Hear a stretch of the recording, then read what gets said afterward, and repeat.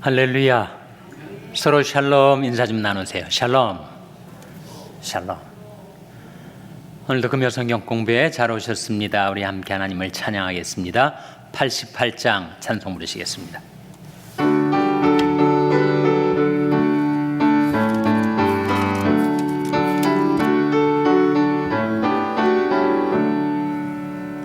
내 진정 사모하는 친구가 되시는 구주 예수님은 아름다워라. 산 밑에 백합화요 빛나는 새벽별 주님 형언할 길 아주 없도다. 내 맘이 아플 적에 큰 위로 되시며 나 외로울 때 좋은 친구라. 주는 저 산 밑에 백화 빛나는 새벽별 이 땅 위에 비길 것이 없도다. 내 몸의 모든 염려 이 세상 고락간 나와 항상 같이 하여 주시고 시험을 당할 때에 악마의 개교를 즉시 물리치사 날 지키시네. 온 세상 날 버려도 주 예수 안 버려 끝까지 나를 돌아보시니. 주는 저 산 밑에 백화 빛나는 새벽별 이 땅 위에 비길 것이 없도다. 내 마음을 다하여서 주님을 따르면 길이 길이 나를 사랑하리니. 물불이 두렵지 않고 창검이 겁없네. 주는 높은 산성 내 방패시라. 내 영혼 먹이시는 그네 누리고 나 친히 주를 뵙기 원하네. 주는 저 산 밑에 백화 빛나는 새벽별 이 땅 위에 비길 것이 없도다.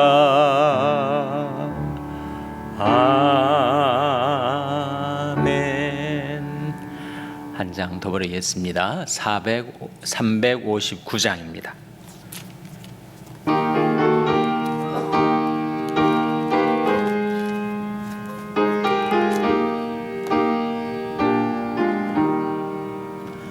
예수가 함께 계시니 시험이 오나 겁없네. 기쁨의 근원 되시는 예수를 위해 삽시다. 날마다 주를 섬기며 언제나 주를 기리고 그 사랑 안에 살면서 딴 길로 가지 맙시다. 이 세상 사는 동안에 주 이름 증거하면서 무한한 복락 주시는 예수를 위해 삽시다. 날마다 주를 섬기며 언제나 주를 기리고 그 사랑 안에 살면서 딴 길로 가지 맙시다. 이 세상 친구 없어도 예수는 나의 친구니. 불의한 일을 버리고 예수를 위해 삽시다.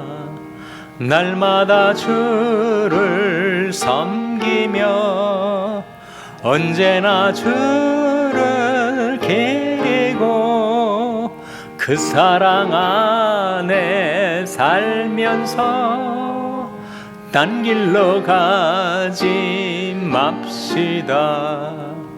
주께서 심판하실 때 잘했다 칭찬하리니 이러한 상급 받도록 예수를 위해 삽시다.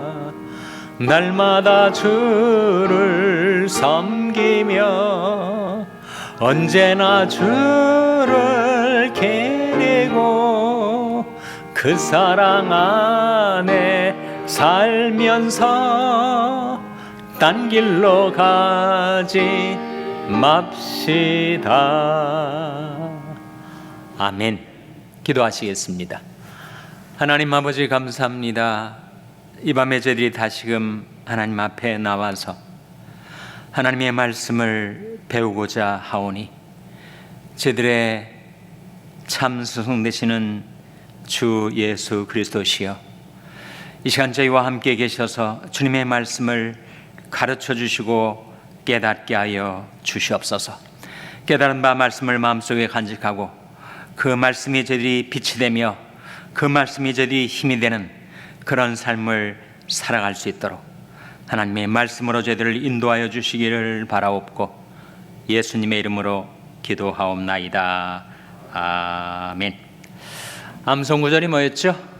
요한일서 5장 14절 15절이었습니다. 공식에 따라서 우리 낭송하겠습니다. 시작. 요한일서 5장 14절 15절 말씀. 그를 향하여 우리 가진 바 담대한 것이 이것이니 그의 뜻대로 무엇을 구하면 들으심이라. 우리가 무엇이든지 구하는 바를 들으시는 줄을 안즉 우리가 그에게 구한 그것을 얻은 줄을 또한 아느니라. 요한일서 5장 14절 15절 말씀. 잘하셨습니다.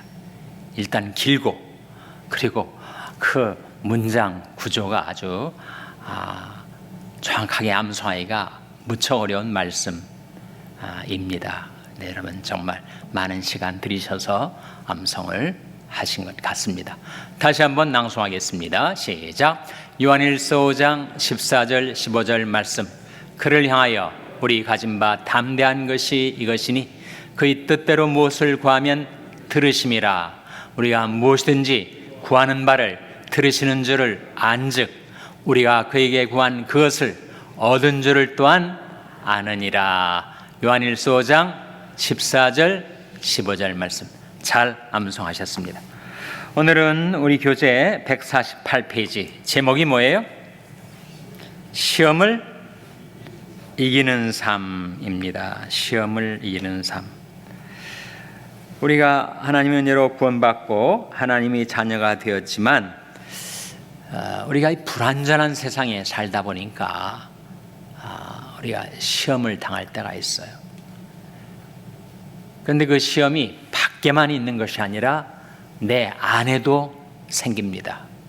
그러니까 안팎으로 우리가 시험에 직면하게 돼요. 밖에선 세상이 있고 안에선 뭐가 있어요?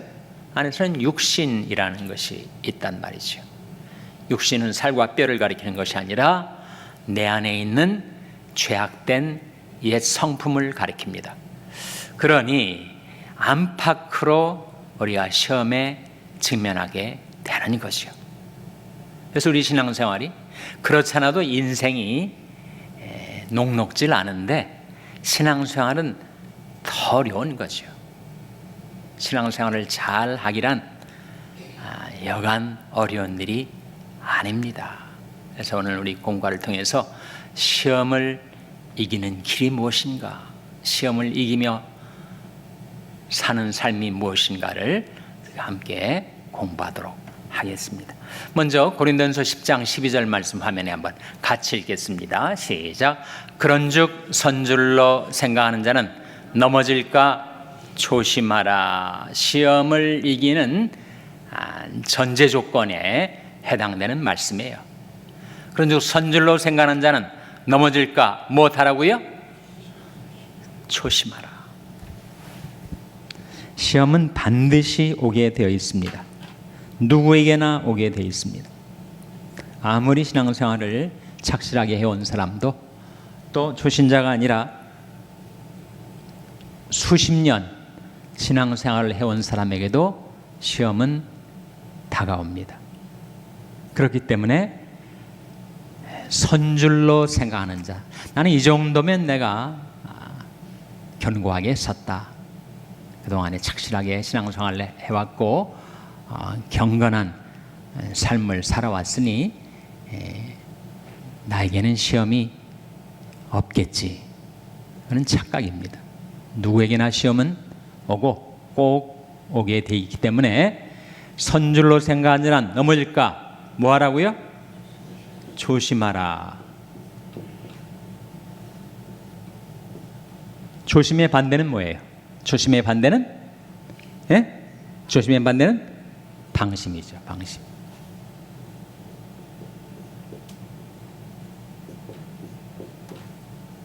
방심하다가 넘어지기 쉽습니다. 이 조심의 조자는 잡을 조자, 방심의 방자는 놓을 방자. 조심이라는 것은 마음을 다잡는다라는 거고, 방심이라는 말은 마음을 턱하니 놓고 무방비 상태로 살아가는 걸 말하죠. 그러니까 우리 신앙생활은 조심하며 살아야 하는 겁니다. 내가 선줄로 생각한다면 넘어지기가 십상이고, 나는 내 신앙의 연조, 지금까지의 경건 생활에 비춰봐서 어떤 시험도 나는 끄떡없다 라고 하면 방심이 되는 거죠. 방심. 잠언 1장 12절 1장 32절 33절에 그런 말씀이 나옵니다. 어리석은 자의 퇴보는 자기를 죽이며 미련한 자의 안일은 자기를 멸망시키느니라. 거기에 미련한 자의 안일을 영어 성경은 complacency 라고 번역을 하는데, complacency는 바로 자기만족, 자만을 가리키죠. 그래서 어리석은 자의 퇴보는 자기를 죽이며 미련한 자의 안일, 나는 이 정도면 됐다라고 하는 자만, 미련한 자의 안일은 자기를 멸망시킨다. 그러면서 지혜의 소리가 우리에게 들려오는데, 오직 나를 듣는 자는 안연히 살며 재앙의 두려움이 없이 평안하리라. 잠언 1장에 나오는 말씀이에요. 그래서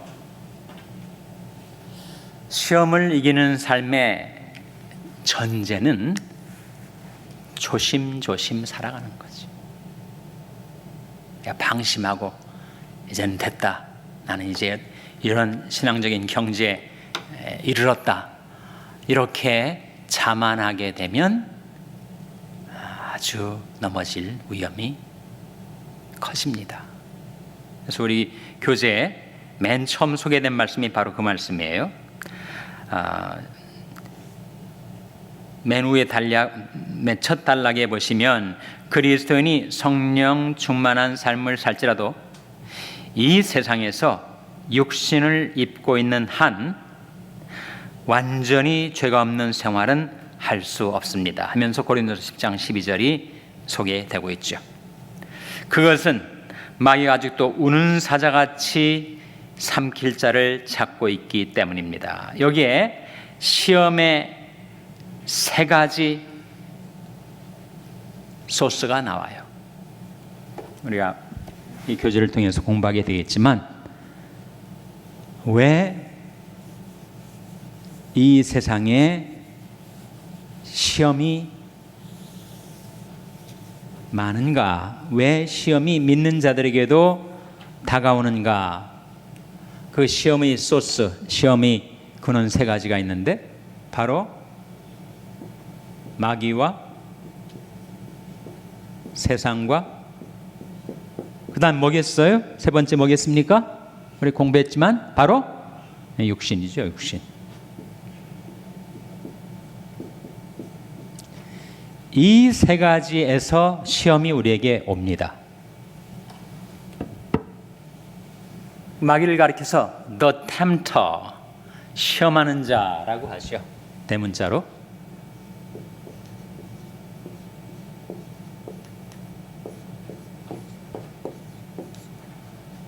마귀를 가리켜서 시험하는 자.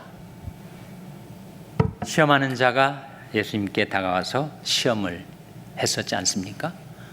하나님의 아들이신 예수 그리스도에게도 마귀가 다가와 시험을 했다면 우리같이 연약한 인생들은 정말 마귀가 얼마나 쉽사리 시험을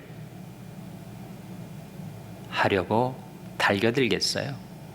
근신하라, 깨어라, 너희 대적 마귀가 우는 사자같이 두루다니며 삼킬 자를 찾나니 너희는 무엇을 굳게 하여 저를 대적하라 했습니까? 네? 너희는 무엇을 굳게 하여 저를 대적하라고요? 믿음을 굳게 하여. 너는 믿음을 굳게 하여 저를 대적하라. 이는 세상에 있는 너희 형제들도 동일한 고난을 당하는 줄 알미니라. 세상에 있는 우리 형제들, 크리스찬들도 다 이런 시험 그리고 마귀로부터 영적인 공격에 직면하고 있으니 낙심하지는 말고 그런 시험이 다가올 때는 믿음을 굳게 하여 저를 대적하라. 마귀가 시험의 소스고 또한 세상이 우리에게 이런저런 시험거리를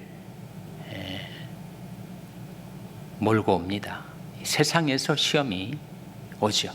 그리고 우리 안에는 육신이 또 다른 시험의 소스가 되고 있는 것입니다. 이 삼자가 각계격파듯이 각각 우리를 시험하려 할 때가 있는가 하면 이 삼자가 합동으로 연합해서 우리를 넘어뜨리려고 하는데 바로 마귀가 세상 것을 사용해서 우리 육신을 공략해 들어올 때 그때 우리가 시험에 빠져들게 되는 것입니다. 지피지기면 백전백성이라 했으니 우리가 적을 알고 나를 알아야 되죠. 대체 시험, 우리를 넘어뜨리는 그 우리 영적인 대적이 무엇인가? 그는 바로 마귀와 세상과 육신이다 하는 겁니다. 넘어가겠습니다. 성경에서 말하는 시험은 세 종류입니다. 각 시험이 어떻게 다른지 살펴보십시오. 성경에서 시험이라고 할 때 세 가지가 있다.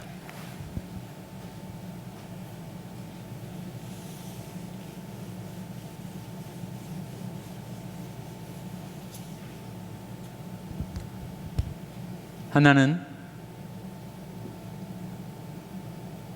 시련이 있습니다. 시련. 다른 하나는 유혹이 있습니다. 다른 하나는 테스트가 있습니다. 시련은 트라이얼이라고 하죠. 연단이라고도 합니다. 유혹은 템테이션.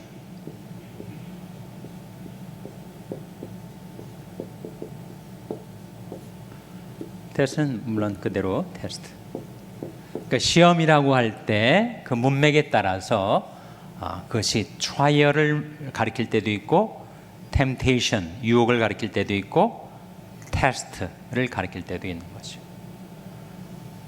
첫 번째 시련은 시련, 연단, 고난을 연상하듯이 우리가 이 세상에서 우리 믿음이 정금같이 단련되도록 우리에게 시련이 주어질 때가 있어요. 욥이 그렇게 말하지 않았습니까?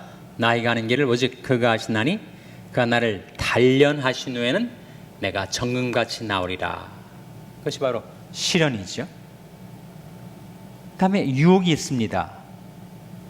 하나님 우리를 유혹하지 않으세요. 하나님이 언제 우리를 죄짓도록 유혹한 적이 있습니까?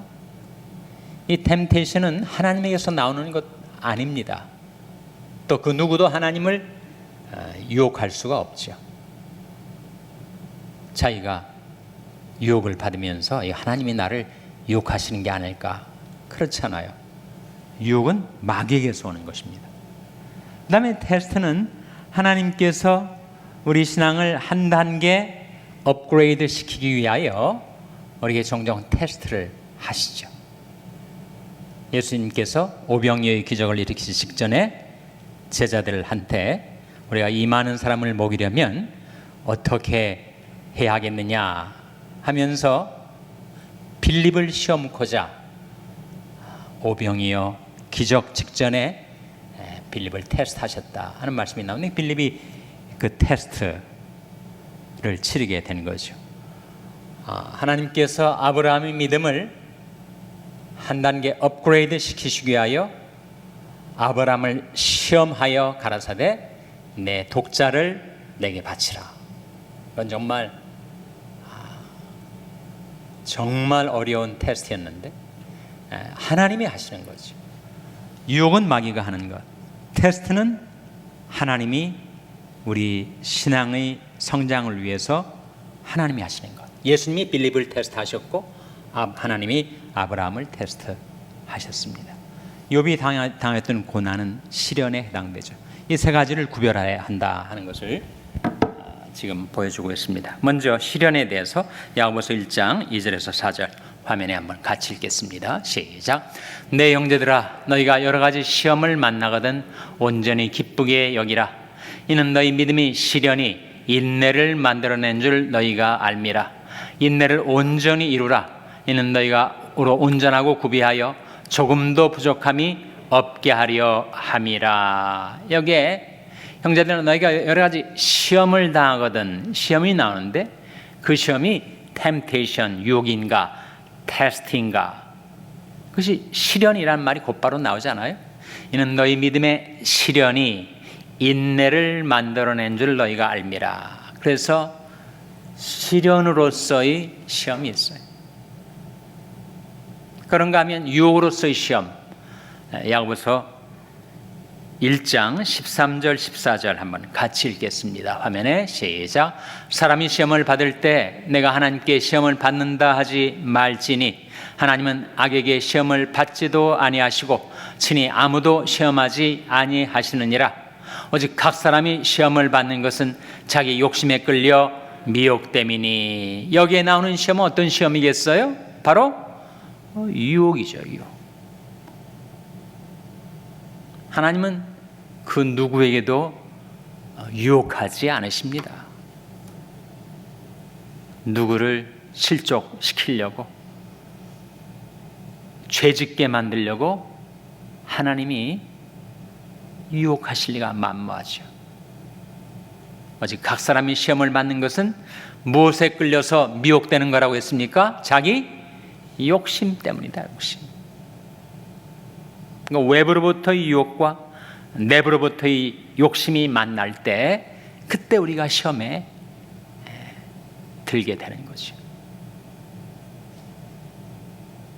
그래서 오직 각 사람이 시험을 받는 것은 자기 욕심에 끌려 미혹됨이니 욕심이 잉태한즉 뭐를 낳는다고요?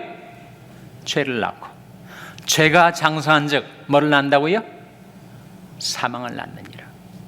그건 유혹이에요. 유혹. 마귀가 세상의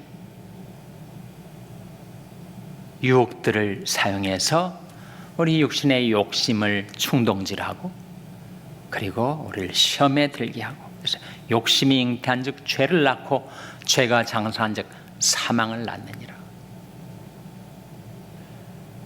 세 번째는 테스트입니다. 창세기 22장 1절 말씀 화면에 같이 읽겠습니다. 시작. 그 일 후에 하나님이 아브라함을 시험하시려고 그를 부르시되 아브라함아 하시니 그가 가로되 내가 여기 있나이다. 독자 이삭을 바치라 하는 그 시험인데, 이 말씀 가운데 하나님이 아브라함을 시험하여 가라사대, 하나님이 아브라함을 시험하셨다, 테스트하셨다. 우리가 학창시절에 테스트를 많이 보지 않았습니까? 중간고사도 보고 모의고사도 보고 기말고사도 보고 수많은 테스트. 선생님이 시험 문제를 출제하면서 아주 아이들 골탕 먹이려고 아주 고약한 문제를 내놓고 채점을 하면서 쾌재를 부르는 선생님이 있다는 거예요.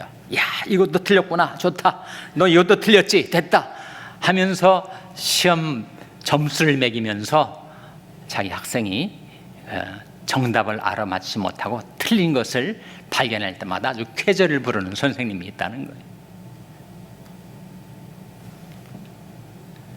테스트는 우리를 위해서 주어지는 것이죠. 우리 학력을 증진시키기 위해서, 우리 믿음을 한 단계 업그레이드 시키기 위하여 우리에게 주어지는 테스트. 그 테스트를 통과하면 우리가 한 단계 상승하게 되는 것이죠. 그래서 시험에 세 종류가 있다 하는 것을 지금 보여주고 있습니다. 고린도전서 10장 13절, 굉장히 중요한 시험에 관련된 말씀이죠. 화면에 같이 읽겠습니다. 시작. 사람이 감당할 시험 밖에는 너에게 당하는 것이 없나니 오직 하나님은 미쁘사 너희가 감당치 못할 시험 당함을 허락지 아니하시고 시험 당할 쯤에 또한 피할 길을 내사 너희로 능히 감당하게 하시느니라. 얼마나 은혜로운 말씀이에요. 우리가 이런저런 시험을 당할 때가 있는데 그때마다 꼭 붙들어야 될 말씀이 이 말씀이지요. 이 말씀은 가능하면 여러분 길지만 또 잘 암송이 안 되는 말씀 중에 하나이지만 한번 암송을 단단히 한번 해보세요. 그 말씀과 관련된 여러 질문들을 우리가 지금 다루도록 하겠습니다. 첫 번째, 우리가 당하는 모든 시험은 어떤 시험입니까? 우리가 당하는 모든 시험은 나에게만 유독 하필 재수가 없어가지고 나한테만 닥쳐온 시험, 그렇게 생각하지 말라는 거예요. 사람이 감당할 시험밖에는 너에게 당하는 것이 없다. 누구에게나 그 시험이 임하는 것이다. 왜 하필 나에게만 그렇게 생각하지 말라. Why me? 라고 생각하지 말고 Why not me? 라고 한번 생각해 보라, 그런 거죠. 바이든 대통령이 정말 교통사고로 큰 시련을 당한 적이 있는데 그가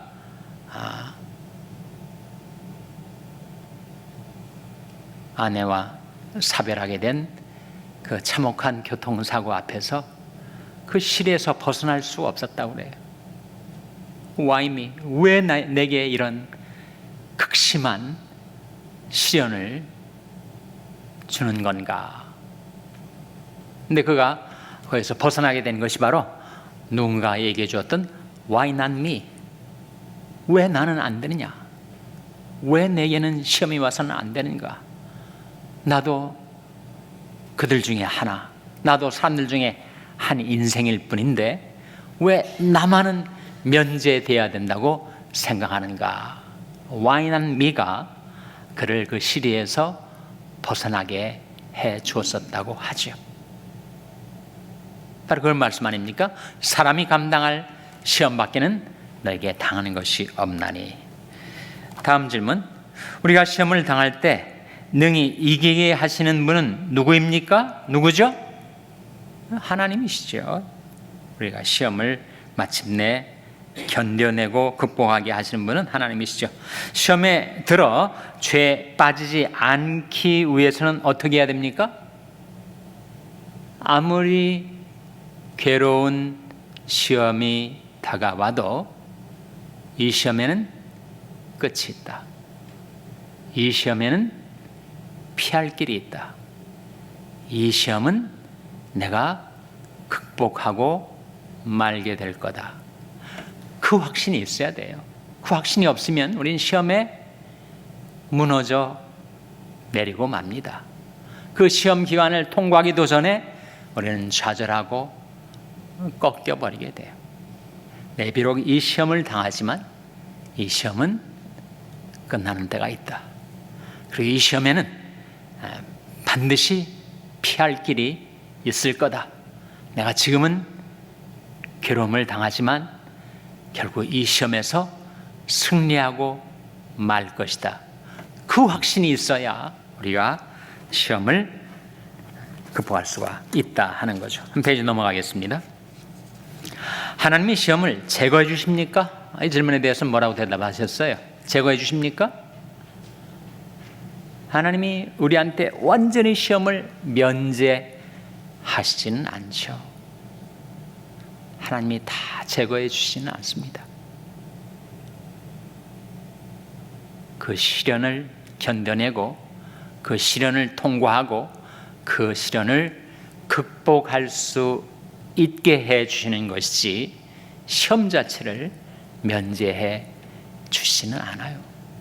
그러니까 우리가 예수 믿고 구원받고 하나님의 자녀가 되었다고 우리 크리스찬들은 병도 안 걸리고 사고도 안 당하고 세상 사람들이 겪는 모든 그런 시련과 환난을 하나도 겪지 않게, 그럼 우리가 하늘나라에 가 있어야 되는 거였죠. 근데 이 세상에 있는 동안에는 시험을 겪을 수가 있습니다. 다음 문제, 우리를 위해 하나님이 하시는 일은 무엇입니까? 이미 봤지만 하나님은 우리가 감당치 못할 시험 당함은 허락지 않으세요. 그러니까 시험의 정도, 시험의 강도를 조절하고 계신다는 거죠. 완벽하게 한 치의 착오도 없이 내가 감당치 못할 시험 당함은 하나님께서 막아내 주십니다. 거기까지는 못 가게 해주세요. 시험의 홍수가 내게 밀어닥쳐도 내가 감당치 못할, 내 머리에 완전히 나를 그 홍수가 엄몰하도록 삼켜버리도록 그렇게 방치해두지는 않으세요. 하나님이 그 정도를, 그 강도를 조절하시고 있다 하는 거죠. 시험에 빠지지 않기 위해 우리가 할 수 있는 일은 무엇입니까? 마태복음 6장 9절과 13절, 9절만 읽겠습니다. 시작.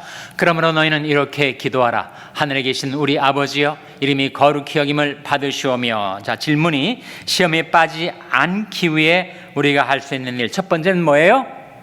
기도죠, 기도.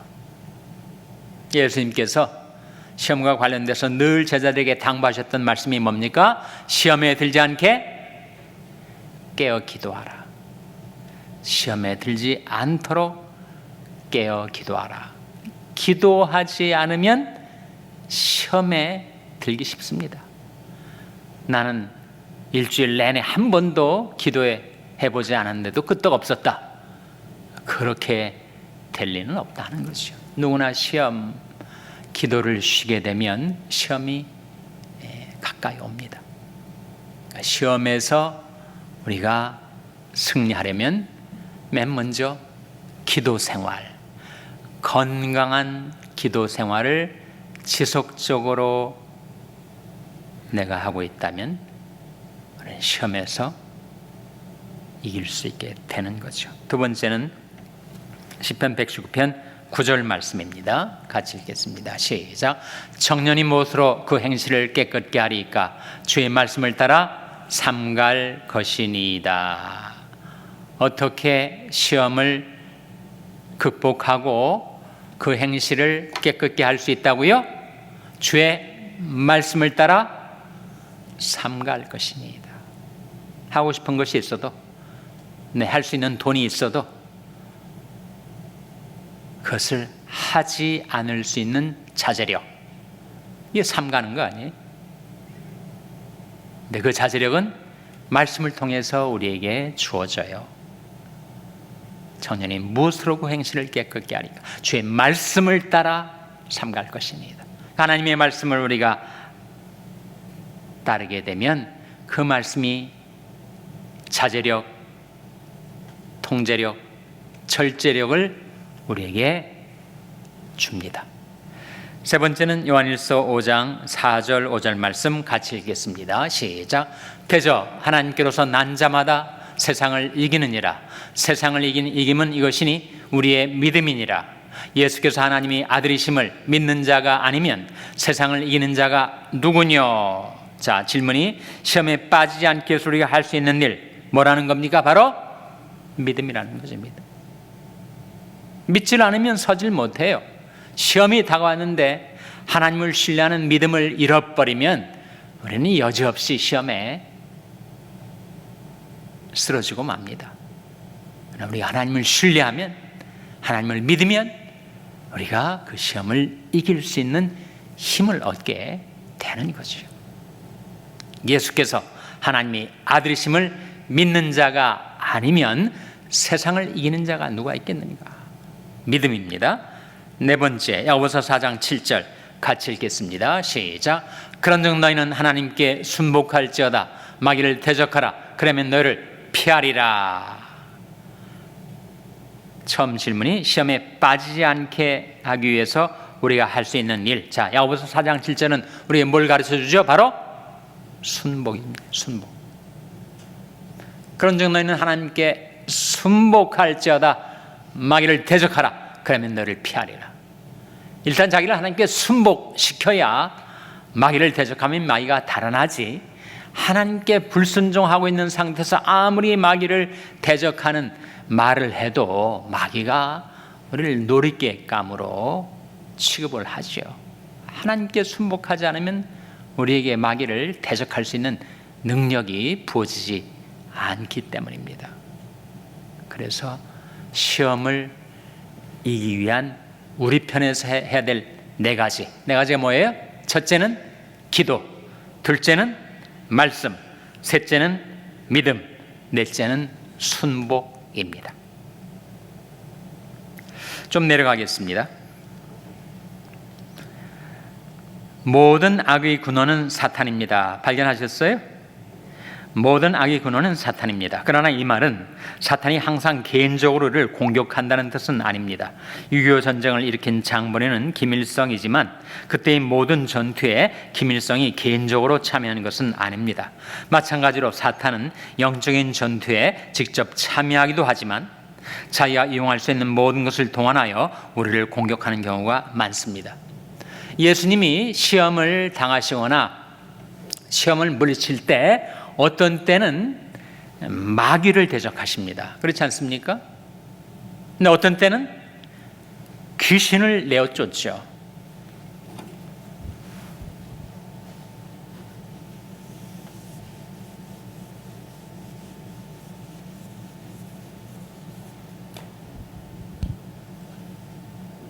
마귀는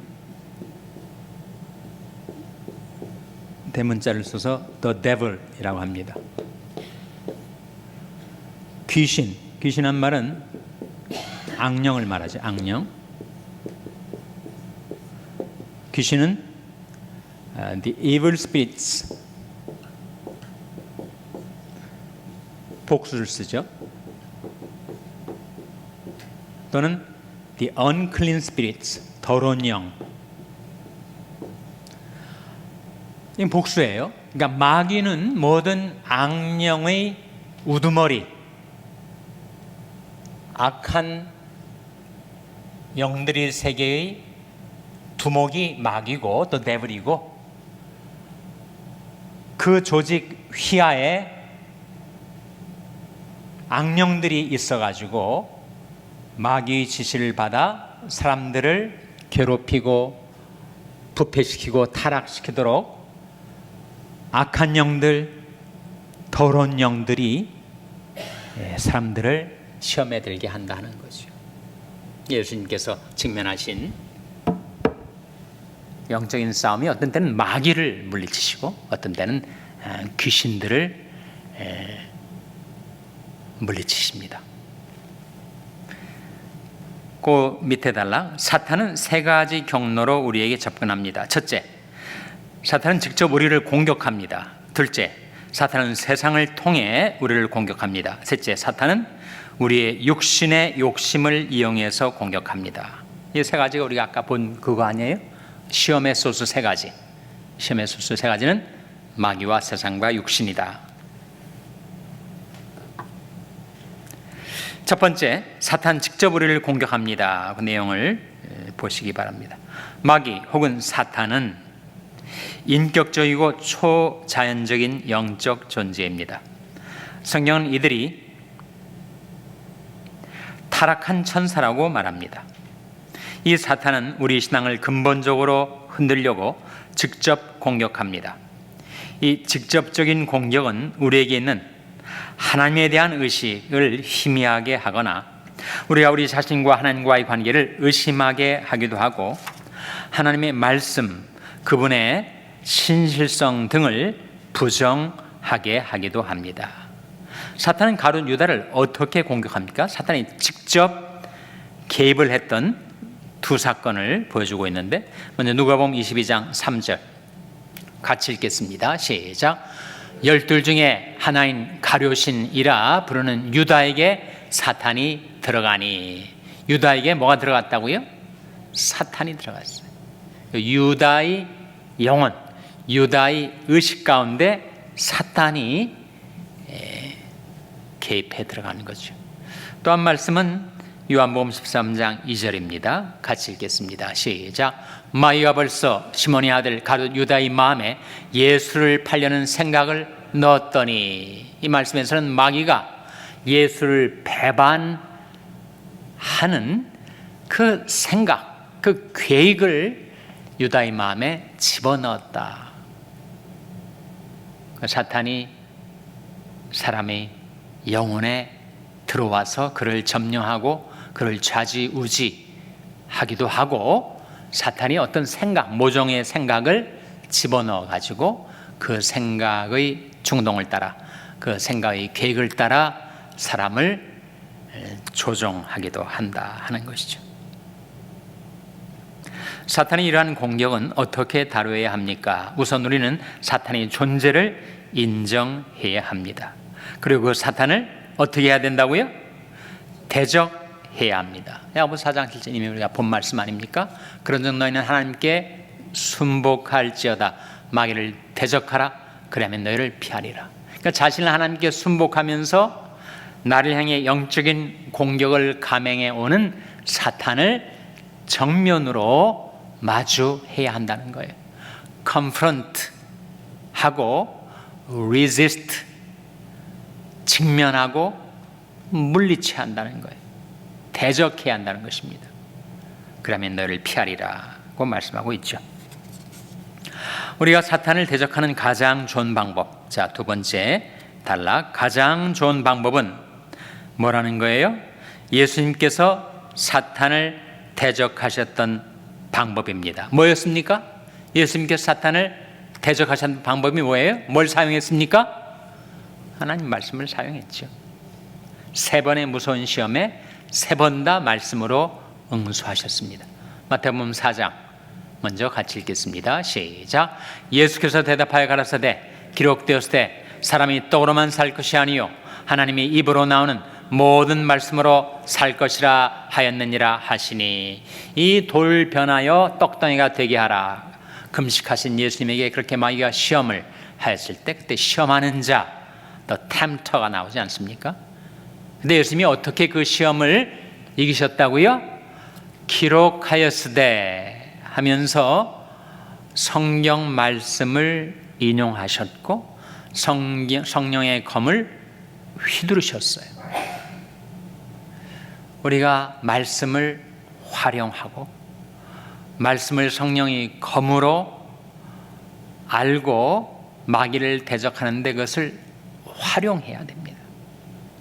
어떤 사람에게는 성경 말씀을 암송해서 기억하기는 하는데 그 입에 힘없이 매달린 잠언처럼 전혀 마귀를 물리치는데 효력을 발휘하지 못하는 경우도 있다 하는 거죠. 그 말씀을 기억해서 인용할 뿐만 아니라 그 말씀을 성령의 검으로 휘둘러서 접근하는 마귀를 물리쳐야 한다는 거죠. 두 번째는 마태복음 4장 7절입니다. 같이 읽겠습니다. 시작.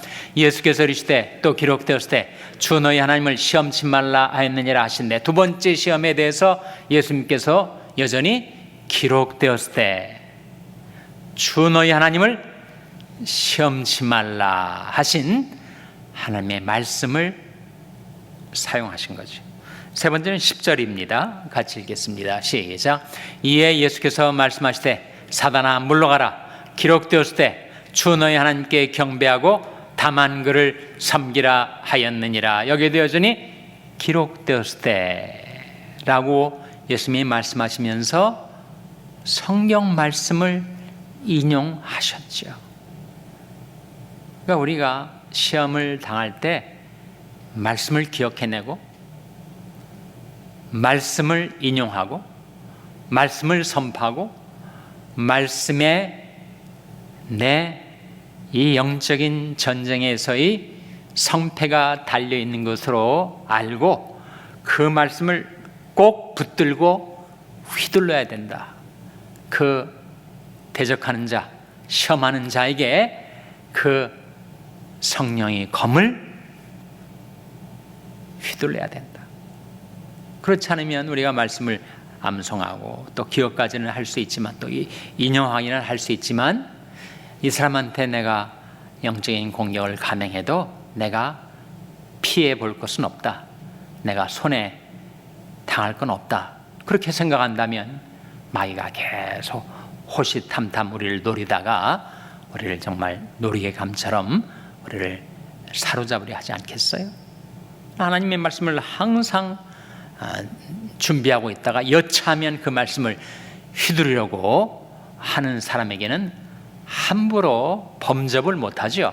괜히 가까이 왔다가 그 휘두르는 칼날에 맞아서 상할까 봐 쉽게 접근을 못한다는 겁니다.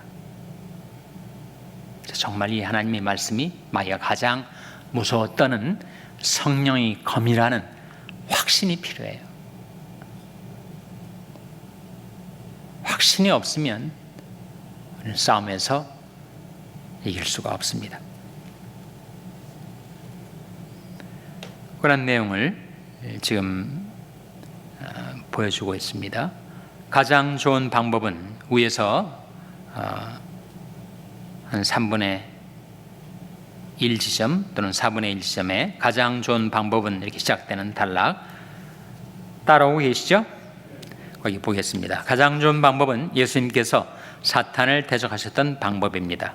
마태복음 우리가 방금 읽은 세 말씀에서 예수님은 3번이나 성령의 검인 하나님의 기록된 말씀으로 사탄을 물리치셨습니다. 우리도 하나님의 말씀을 사용해서 성령의 능력으로 마귀를 대적할 수 있습니다. 만일 사탄이 우리가 구원받았다는 사실을 확신하지 못하게 한다면 우리는 예수 그리스도를 믿으면 누구나 영생을 얻는다는 분명한 말씀, 두 말씀이 인용되고 있는데 그 말씀 한 말씀 우리가 암송했던 말씀이죠. 내가 진실로 너에게 이르노니 내 말을 듣고 또 나 보내시를 믿는 자는 영생을 얻었고 심판에 이르지 않으니 사망에서 생명으로 옮겼느니라 하는 말씀이고 요한일서 5장 말씀은 내가 하나님의 아들의 이름을 믿는 너에게 이것을 쓴 것은 너희로 하여금 너에게 영생이 있음을 알게 하려 함이라. 두 말씀 다 믿는 자에게 영생이 주어졌다. 그 말씀을 의지해서 내가 구원을 받았다는 확신을 갖고 사탄을 물리치라. 그런 말씀이죠. 이런 종류의 시험을 효과적으로 다루려면 성경 말씀을 잘 알아야 합니다. 성경 암송이 중요한 것은 바로 이 때문입니다. 다윗이 범죄하지 않기 위해서 주의 말씀을 자기 마음에 두었듯이 우리 아까 찾아봤던 말씀이죠. 마음에 하나님의 말씀을 많이 간직할 때 우리는 사탄의 공격에 적절히 대처할 수가 있습니다. 두 번째, 세상. 처음에는 사탄이 직접 공격, 두 번째는 세상을 통해서 우리를 공격한다는 거죠. 사탄은 직접 공격하지 않고 우회 전술을 사용해서 요즘 세상 말로 하면 소위 비대칭 전략입니다. 비대칭 전략. 예상치 못했던 방식으로의 기습 공격이죠. 세상을 통해서 외부에서 우리를 공격하기도 합니다. 여기서 말하는 세상은 요한일서 2장 15절에서 16절에서 언급하는 하나님과 원수인 세상을 말하며 로마서 12장 2절에서 시작하는 이 세대를 말하기도 합니다. 이러한 종류의 세상은 구원받지 못한 사람들이 하나님의 뜻을 대적하거나 그분의 뜻과 무관하게 이룩한 사회, 문화, 가치 체계들로 구성된 세상을 뜻합니다. 한마디로 하나님을 거스르는 세상의 풍조, 조류를 가리킵니다. 시험 가운데 가장 미묘한 것들은 세상이라는 경로를 통해 옵니다. 이런 시험은 법을 어긴다든지 사람들이 불쾌하게 생각하는 못된 짓을 하게 한다든지 하는 것이 아닙니다. 오히려 이 시험은 사람들이 보기에는 별로 문제될 것이 없지만 영적인 면에서 큰 손실이 있게 합니다. 세상은 우리 욕심을 자극해서 유혹하는 새 영역은 무엇인가? 세상이 우리 욕심을 자극해서 유혹하는 새 영역, 이에 대한 구체적인 예는 무엇입니까? 요한일서 2장 16절 말씀 화면에 같이 읽겠습니다. 시작. 이는 세상에 있는 모든 것이 육신의 정욕과 안목의 정욕과 이생의 자랑이니 다 아버지께로 쫓아오는 것이 아니요 세상으로 쫓아오는 것이라. 새 영역이 뭐예요? 육신의 정욕, 안목의 정욕, 이생의 자랑이죠. 이 세상에서 바로 그 세 가지가 온다는 거예요. 육신의 정욕은 유욕을 말하죠. 과도한 식욕이라든지 성욕이라든지 그것이 유욕을 가리키고, 또 안목의 정욕은 뭐예요? 안목의 정욕은 눈을 즐겁게 하는 세상 쾌락을 가리키죠. 그리고 이생의 자랑은 뭐예요? 이 세상의 명예, 인기, 또 재물로 인해서 자신을 자랑하는 것이 여기에 속합니다. 한 젊은 부부가 아주 열심히 주님을 섬기다가 갑자기 교회 출석을 안 했습니다. 이유를 알아보니 그들은 애써 돈을 모아 아파트를 사게 되자 아내는 아파트를 꾸미는 일에 정신을 쓰게 되고 남편은 자동차를 사려고 돈 버는 일에 더 많은 시간과 정력을 쓰게 되었기 때문입니다. 아파트와 자동차를 사는 것 자체가 죄는 아니지만 그들은 하나님보다 그것들을 더 사랑했기 때문에 결국 사탄의 유혹에 넘어가고 만 것입니다. 우리는 이러한 시험에 어떻게 대처해야 하겠습니까? 마태복음 6장 19절에서 34절 염려에 관한 주님의 말씀이죠. 다 읽지는 않겠습니다. 우리의 마음을 공격하는 이러한 세상 염려가 우리 짧은 일생 동안 많은 비중을 차지합니다. 오늘날 같은 물질주의, 소비주의 사회에서는 한국이 그렇고 미국이 그래요. 세계 어디나 그렇지만 한국과 미국이야말로 정말 자본주의 사회, 소비주의, 그리고 물질주의가 지배하는 사회입니다. 우리가 거니는 거리에서는 화려한 식당이나 양품점이 우리를 유혹합니다. 또 지나다니는 고급 승용차가 우리 관심을 끌어당깁니다. 하나님에 대한 우리 사랑이 식기 시작하면 그 공백 속으로 이러한 유혹이 스며들어옵니다. 이러한 시험은 도망간다고 해서 해결되는 것이 아닙니다. 세상을 통한 시험이 있을 때에는 이 세상을 피해 도망가기보다 하나님께 대한 자신의 사랑이 어떠한지 관심을 기울여야 합니다. 우리 경건 생활을 돌아봐야 합니다.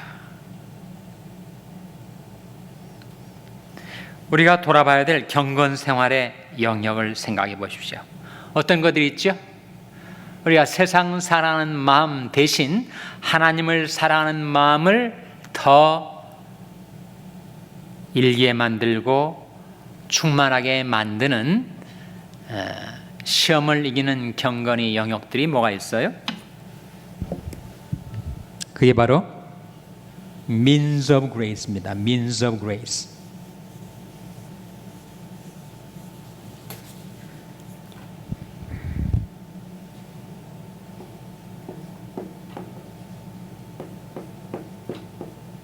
은혜의 방도라는 거죠.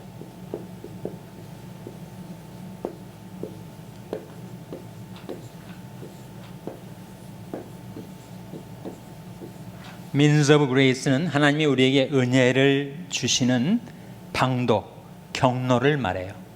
그러니까 우리가 육신의 정욕, 안목의 정욕, 이 세계 사랑 늘 이것을 염두에 두고 관심을 기울이고 이것을 흥미롭게 여기고 따라가면 세상이 너무 우리 안에 깊숙이 들어와서 하나님을 사랑할 여백을 다 차지해 버린다는 거죠.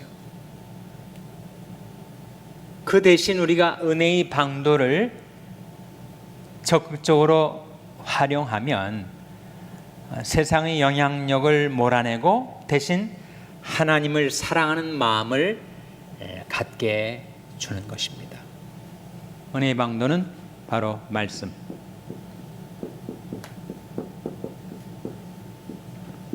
기도,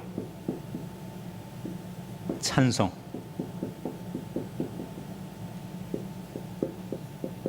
전도, 봉사. 이외에도 더 있습니다만 이런 것에 우리가 마음을 두고 창념하고 이것을 즐거워하다 보면 세상의 영향력이 내 마음에서 서서히 물러가고 내 마음속에 하나님을 사랑하고 기뻐하는 그러한 경건의 능력이 우리 마음에 깃들게 된다는 거죠. 하나님의 말씀을 읽고 묵상하고 연구하고 깨닫고 그 말씀을 배우는 것을 즐거워하다 보면 우리 마음이 점차로 세상에서 하나님께로 옮겨지게 되겠죠. 기도가 그렇고 찬송이 그렇고. 찬송은 정말 파워풀합니다. 여러분 영적으로 좀 힘들고 마음이 클클하고 뭔가 공허하고 허전할 때 그때 한번 찬송을 가능하면 소리내서 한번 불러보세요. 큰 목소리는 아니라 하더라도 우리가 보통 대화할 때 정도의 목소리 음량으로도 좋은데 찬송을 부르다 보면 그 찬송 통해서 우리가 신앙의 기쁨을 회복하게 되고 내게 그렇게 가까이 다가왔던 세상의 유혹이나 세상의 그 욕망들이 그 찬송의 권능 앞에서 사라져 버리게 되는 것을 경험할 수가 있을 거예요. 찬송가 한 절 또는 그 중에서 한 부분 한 소절만 우리가 영적으로 깊이 깨달으면서 부를 수가 있어도 그런 대단한 영적인 힘을 우리가 얻게 됩니다. 우리가 복음을 전하고 그리고 사랑을 실천하고 하는 일을 하다 보면 이것이 다 하나님께서 우리에게 은혜를 부어주시는 방도가 돼가지고 우리가 세상을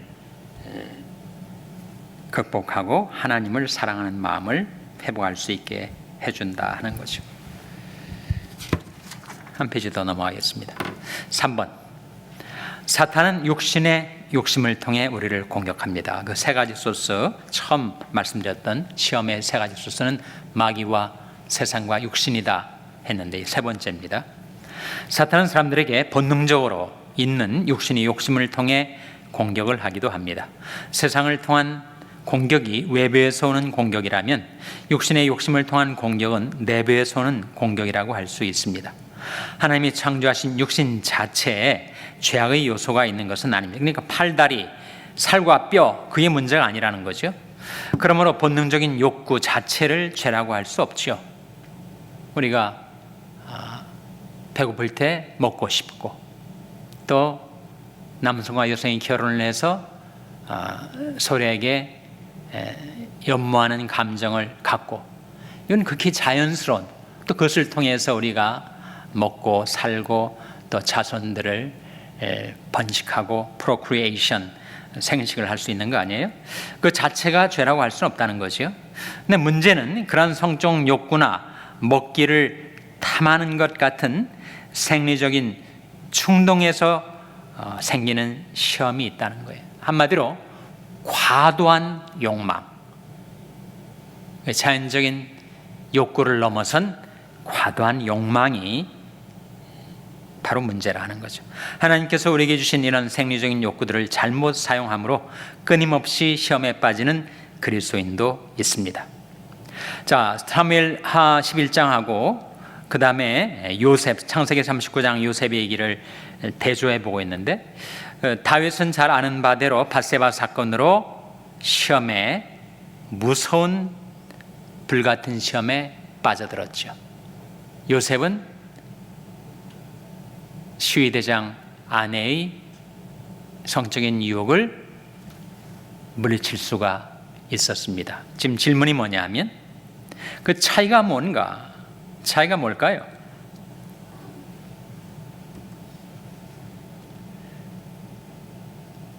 다윗의 경우는 당시에 왕이었어요. 요셉의 경우는 당시에 가정 총무였습니다.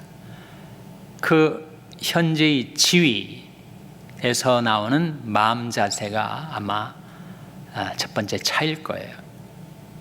그러니까 다윗은 자기가 왕이니까 이 왕국에 있는 모든 것은 다 내 마음대로 할 수 있다는 다윗의 교만과 방심, 화근이었다고 할 수가 있겠고, 요셉은 그가 감옥에 있든지 남의 집 총무로 있든지 워낙 겸손하게 충실하게 일을 감당했기 때문에 그 시험에서 상당 부분 면제를 받을 수가 있었던 거죠.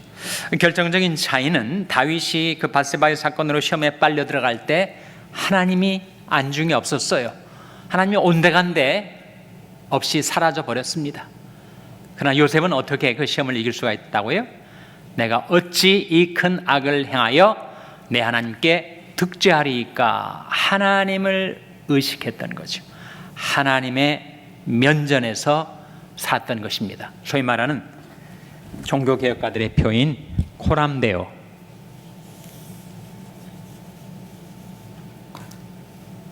코람데오란 말은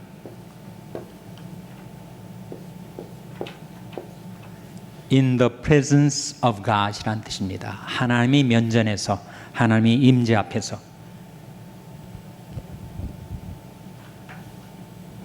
그러니까 요셉은 그 무서운 시험의 순간에 하나님을 바라보았고, 하나님을 두려워했고, 하나님을 의식해서 내가 어찌 큰 악을 행하여 내 하나님께 득죄하리이까? 그 자리를 박차고 달아났던 거죠. 불륜이 성행위에 대한 시험 밑에 보세요. 마지막 단락에 불륜이 성행위에 대한 시험은 오늘날 우리 사회에서 큰 문제거리입니다. 한 대학생과 그 여자친구는 자기들이 성적인 유혹에 조금씩 빠져들고 있다는 것을 깨달았습니다. 그들은 어느 날 밤에 만나서 생물 수업 준비를 위해 바닷가 바위에서 해조류를 채집하려고 합니다. 만일 거기서 성적인 시험에 빠져들게 되면 그들은 함께 무릎을 꿇고 이러한 시험과 싸우는 자기들을 도와달라고 하나님께 간구할 것입니다. 언뜻 들으면 매우 경건한 태도인 것 같습니다.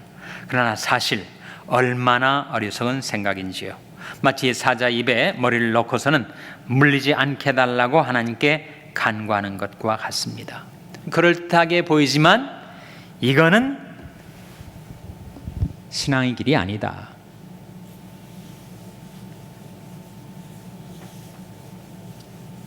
우리가 신앙을 말하면서 조심하는 생활이라고 하지 않습니까? 그런 적 선지로 생각하는 자는 넘어질까 조심하라. 어떤 유혹에 빠져들어서 그 유혹에서 헤어나오는 것, 그것도 귀한 일이겠지만 더 귀중한 일은 아예 그 유혹에 들어가지 않는 것, 유혹에 근접하지 않는 것, 그것이 더 귀중한 신앙의 덕이라 하는 거죠. 디모데후서 2장 22절 같이 읽겠습니다. 화면에 시작. 또한 내가 청년의 정욕을 피하고 주를 깨끗한 마음으로 부르는 자들과 함께 의와 믿음과 사랑과 화평을 좇으라.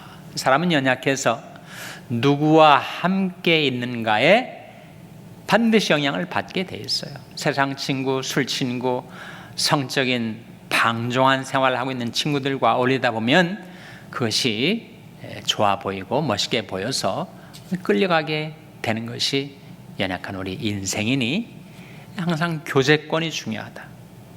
어떤 사람들과 내가 함께 있고 시간을 보내는가 하는 것이 중요하다는 거죠. 만약 그렇지 않다면 자기가 지금 활활 타는 불에다가 지금 손가락을 집어넣었어요. 집어넣고 하나님의 손가락이 이 불에 타지 않게 해주십시오 라고 하는 것과 같이 무모한 일이다. 아예 불에다가 손가락을 넣지 말아야지. 집어넣어놓고 타지 않게 해달라는 기도가 타당하겠는가? 성경은 사탕한 자의 첩경에 들어가지 말며 악인의 길로 다니지 말지어다. 그 길을 피하고 지나가지 말며 그 길을 피하고 지나가지 말며 돌이켜 떠나갈지어다. 너희는 떠날지어다 거기서 나오고 부정한 것을 만지지 말지어다. 그 가운데서 나올지어다. 여호와의 기구를 매는 자여 스스로 성결케 할지어다. 시험에 들어서 그 시험을 헤어나오는 것도 귀중한 일이겠지만 아예 그 시험의 자리에 가까이 가지 않는 것. 잠언 5장, 6장, 7장은 성적인 유혹을 극복하는 길을 우리에게 보여주고 있는 지혜의 말씀인데 그 가운데 한 말씀 잠언 5장 8절에 보면 내 길을 그에게서 멀리하라 그런 말씀이 나옵니다. 내 길을 그에게서 멀리하라. 영어 성경을 이렇게 번역을 합니다.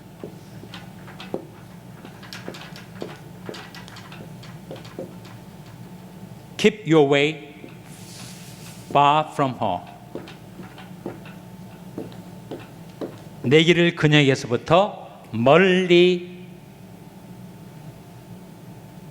있도록 지키라. 이 허는 물론 음료를 가리킵니다. 잠언 5장, 6장, 7장에서 나오는 내 길을 그에게서 멀리하라. 최대한도로 그 시험의 자리에서 떨어진 채로 살아가라. 그것이 경건의 지혜라 하는 거죠.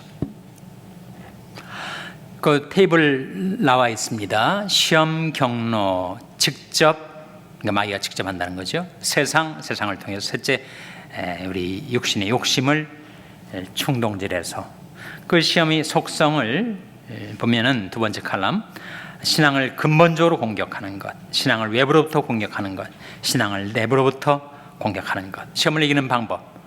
마귀가 직접 공격할 때는 말씀을 가지고 성령의 검으로 사용하라. 세상의 유혹에 대해서는 그 세상보다 더 귀한 하나님 나라의 기쁨을 체험하라.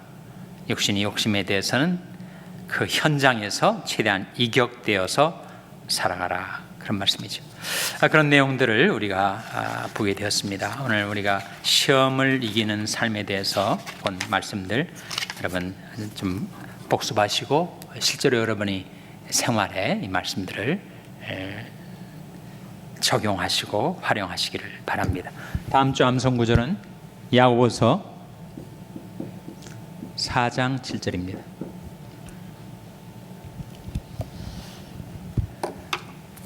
기도하시겠습니다. 하나님 감사합니다. 저희들이 이 세상에 살면서 직면하게 되는 이 시험의 문제에 관한 하나님의 말씀을 저희들이 배웠습니다. 그 말씀을 마음속에 간직하고 그 말씀을 의지하고 그 말씀을 따라 살아감으로 저희들이 시험에 들지 않게 하여 주시고 마귀의 영적인 공격을 믿음을 굳게 하여 성령의 검을 써서 대적하고 물리치며 승리하는 삶을 살게 도와 주시옵소서. 모든 것 감사드리며 예수님의 이름으로 기도하옵나이다. 아멘. 네, 평안히 돌아가시기 바랍니다.